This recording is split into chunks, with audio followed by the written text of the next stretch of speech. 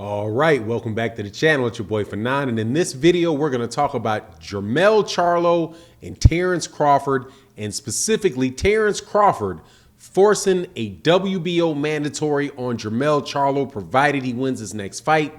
Let's talk about that in this video.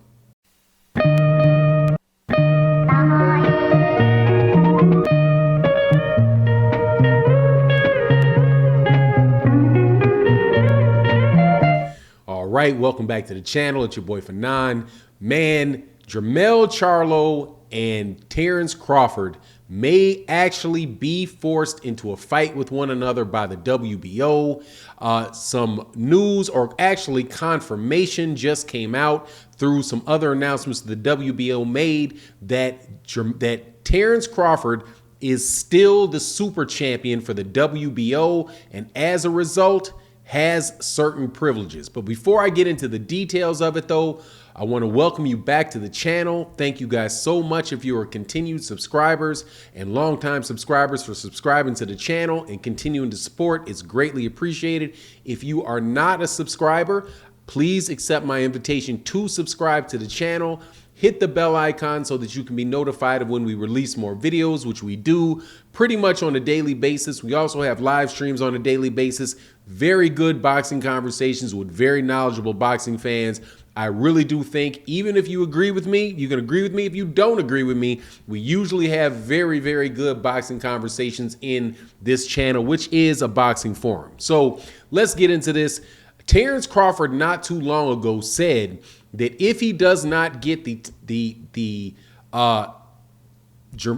Errol Spence Jr. fight next, that he is looking to move up to 154 pounds to fight Jermell Charlo, the winner of Jermell Charlo versus Brian Castano. Now, there was some holdups to whether or not, or some questions about that I had about whether or not he was going to be able to do that. First and foremost was that the winner of Brian Castano and Jermell Charlo will inherit the mandatory, or excuse me, if Jermell wins, which I think Jermell will win, he inherits the obligation that Brian Castano has to fight Tim Tszyu, who is currently the WBO mandatory at 154 pounds. Good fighter out of Australia. Just got done beating Terrell Gaucher. You guys know that are familiar with the channel. I just killing these people's names. Please forgive me. However, there is a mechanism in which Terence Crawford can become the immediate mandatory for that belt, and that is by being named the WBO super champion at that weight. Now, the WBO has a special rule in their rules and regulations where a fighter can qualify to become a super champion, which means that he can move up immediately into a weight class above and challenge that champion for the WBO champion in that weight class immediately without having to wait, because he has this super champion status. Now, this is the same thing that Terence Crawford had done with Jeff Horn when Terence Crawford moved up from 135 pounds after his win over Julius Ndungo and fought Jeff Horn and became the mandatory for Jeff Horn for his WBO championship that Jeff Horn had won off of Manny Pacquiao. Now, the original issue was, and this has been clarified by the WBO, that whether or not they were going to name Terence Crawford as a super champion for his next fight, as he moved up in weight again, right? And whether or not the WBO super champion operated in a similar fashion as the WBC franchise title does, which means once you move up, WBC franchise champion moves up, he can automatically fight the WBC champion in the weight class above for a title shot, and does not have to wait for another mandatory. Apparently, that is the case with the WBO super champion, because when Terence Crawford recently went to Puerto Rico for a convention, for an event in his honor, the WBO put in the flyer and spoke of him in that meeting as the WBO super champion. So once you're a WBO super champion, you stay a WBO super champion as you move up in weight, in the same way that the WBC franchise champion will remain a franchise champion as they move up in weight.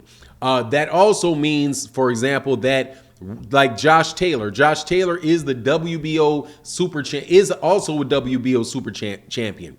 Now, the way that you can become a super champion is there's several ways that you can, or things that take into consideration, right? Like having won belts in multiple divisions, having done something that is exceptional, and having 10 title defenses as a champion would qualify you for a super champion.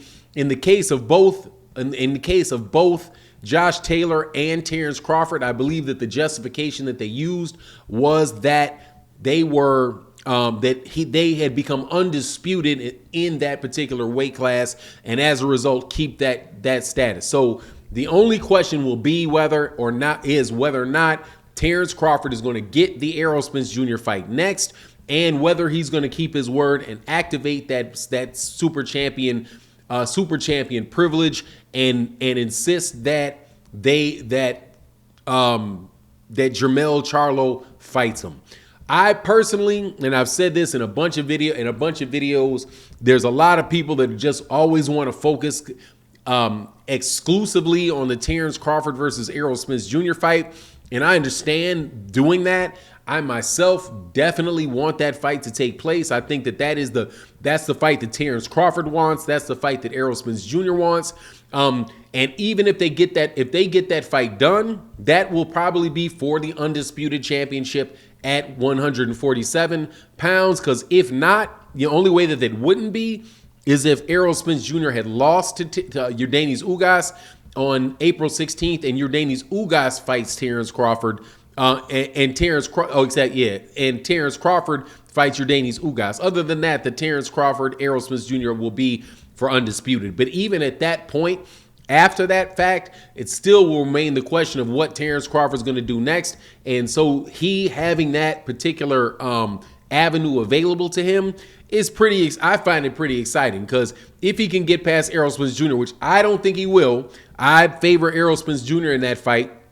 Right, I would suspect actually the same thing would apply for Errol Spence Jr. because if Errol Spence Jr. becomes undisputed, beats Terence Crawford, becomes undisputed, he also could then become the WBO super champion. It only took one fight for Terence Crawford to be named the super champion. He beat Julius Ndungo and immediately moved up to 154 pounds. Josh Taylor, I do believe, has now had maybe 1 or 2 title defenses, and he has been named super champion. So they don't wait a long time with that. In either of those situations, Jermell or the winner of Jermell Charlo and Castano would be forced into that fight. I do believe it would be before the Tim Tszyu fight, but the WBO has not really clarified it. I read in their rules and it just wasn't crystal clear. But anyway, just wanted to give you guys that information. Let me know what you think in the comment section. And again, thank you guys so much for your support in the channel. If you're not subscribed to the channel, I hope you accept my invitation to subscribe to the channel. Hit that bell icon so you can be notified of when we release our daily videos and when we have our live streams. I think you guys will enjoy the conversations. Anyway, with that, I'm out. Peace.